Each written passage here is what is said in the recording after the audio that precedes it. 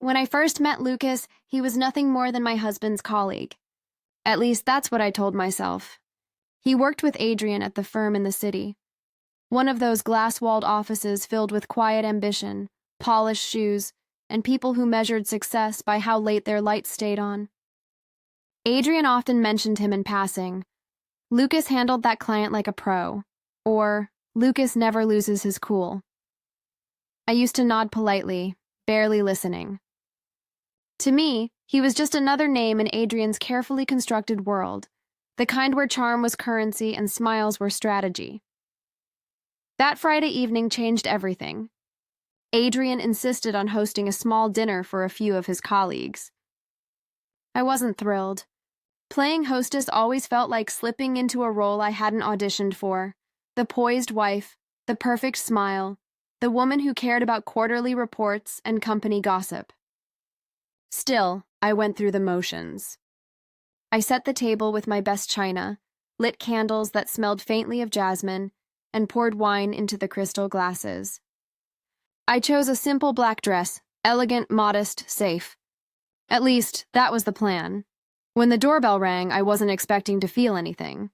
But the moment I opened the door, and Lucas stood there, something in me shifted. He was taller than Adrian, broader too, with a quiet confidence that didn't demand attention but effortlessly drew it. And then there were his eyes, green, steady, searching, not the kind that simply looked at you, but the kind that saw. "Hi, you must be Olivia," he said, extending his hand with a warmth that immediately felt personal. "Yes," I replied, taking it. "And you're Lucas." His grip was firm, polite, but it wasn't the handshake that lingered. It was the way his gaze met mine, unhurried, as though he was silently trying to understand something about me that even I had forgotten. The evening unfolded like so many before. Guests arrived, laughter filled the air, glasses clinked. Adrian played the role of charming host, effortlessly juggling conversation and wine refills. I floated between groups, smiling, laughing in the right places, making sure everyone felt comfortable. From the outside, I was everything expected of me, gracious, composed, the kind of woman who made things look effortless. But inside, I felt strangely aware of every small moment that drew me toward Lucas. Our eyes met again and again, not boldly, not carelessly, but with an unspoken rhythm. Each time, it felt like the room faded just a little, leaving only that silent thread connecting us.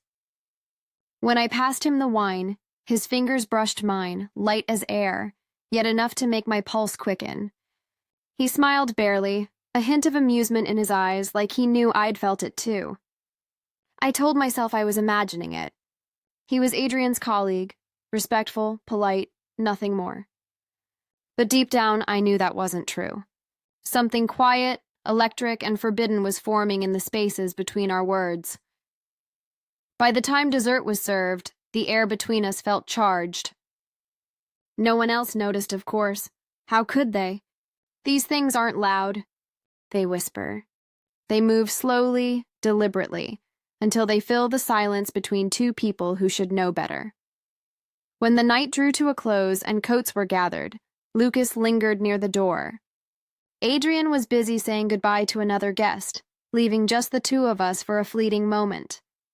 "Dinner was wonderful," he said softly. "You really have a gift for making people feel at home." "Thank you," I murmured.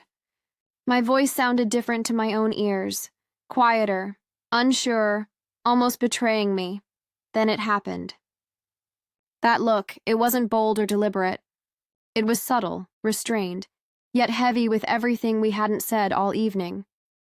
His eyes held mine, calm but unflinching, as though we were both acknowledging something real, something neither of us dared to speak aloud.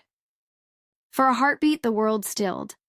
The laughter from the living room faded, the sound of Adrian's voice blurred, and it was just us, standing in the doorway, breathing the same air, caught between what was right and what we wanted, and just like that, it was over. He smiled faintly, a polite practice smile that didn't reach his eyes, and said, "Good night, Olivia." Then he stepped out into the cool night air. But that moment refused to leave me. His look followed me as I cleared the plates, as Adrian talked about work, as I slipped into bed beside him.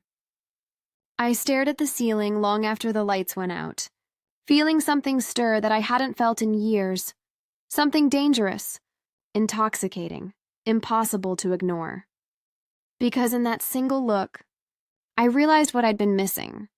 Not attention, not excitement, but recognition, the feeling of being truly seen,